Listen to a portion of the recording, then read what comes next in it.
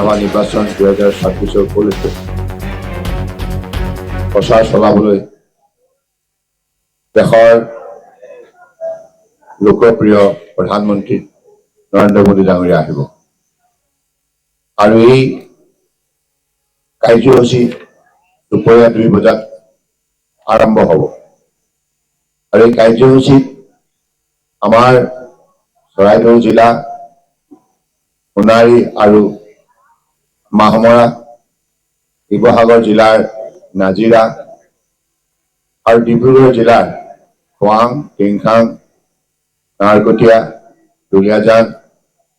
চাবুৱা লাহোৱাল আৰু ডিব্ৰুগড় এইকেইটা বিধানসভা সমষ্টিৰ জনগণে অংশগ্ৰহণ কৰিব আমাৰ লক্ষ্য 1,30,000 লোক ইয়াত সমবেত কৰা আৰু আপোনালোক সকলোৱে জানে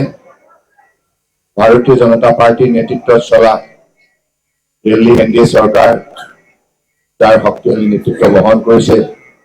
পৃথিৱীৰ সৰ্বাধিককৈ লোকপ্ৰিয় নেতা দেশৰ প্ৰধানমন্ত্ৰী মাননীয় নৰেন্দ্ৰ মোদী ডাঙৰীয়া প্ৰায় 11 বছৰে তেখেতৰ নিৰন্তৰ প্ৰচেষ্টাত আজি ভাৰতবৰ্ষ বিশ্বৰ অন্যতম শক্তিশালী অৰ্থনীতি হিচাপে পৰিচয় ঘটিবলৈ সক্ষম হ'ল বৰ্তমান ভাৰতবৰ্ষ বিশ্বৰ চতুৰ্থ বৃহৎ অৰ্থনীতি হিচাপে ইতিমধ্যে স্বীকৃতি প্ৰাপ্ত গতিকে এই উন্নয়নৰ যাত্ৰা আজি সবল ৰূপত আগুৱাই নিয়াৰ ক্ষেত্ৰত মাননীয় প্ৰধানমন্ত্ৰী ডাঙৰীয়াই 2014 চনৰ পৰাই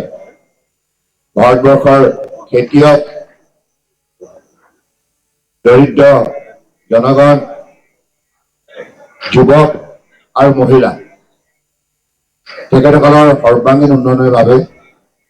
বিভিন্ন ধৰণৰ আঁচনি হাতত ল'লে পৰিকল্পনা প্ৰস্তুত কৰি আৰু সময়মতে প্ৰশাসন ব্যৱস্থাৰ যোগেদি এই কাৰ্যসূচীবিলাক সফল দিয়াৰ বাবে আজি ভাৰতবৰ্ষৰ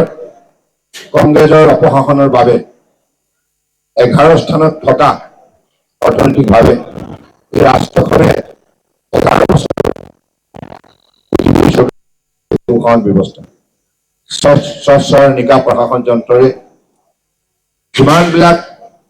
আঁচনি আৰু পৰিকল্পনা হাতত ল'লে ইয়াৰ ফলশ্ৰুতিত সকলোবিলাক আঁচনি আৰু পৰিকল্পনা সময়মতে উন্নত মানদণ্ডৰে ইয়াক ৰূপায়ণ কৰাৰ বাবে দেশৰ 140 কোটি জনগণ উপকৃত হ'ল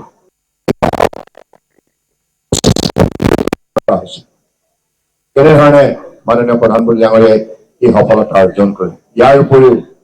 COVID-19 পেণ্ডেমিকৰ সময়ত গোটেই পৃথিৱীৰ উন্নত ৰাষ্ট্ৰবিলাক ভাগি পৰিছিল আৰু তেখেতসকলে সেই সময়ত দিশহৰা হৈছিল কেনেধৰণে ৰাষ্ট্ৰৰ জনগণক নিৰাপত্তা দিব এই মহামাৰীৰ পৰা এই সময়ত মাননীয় প্ৰধানমন্ত্ৰী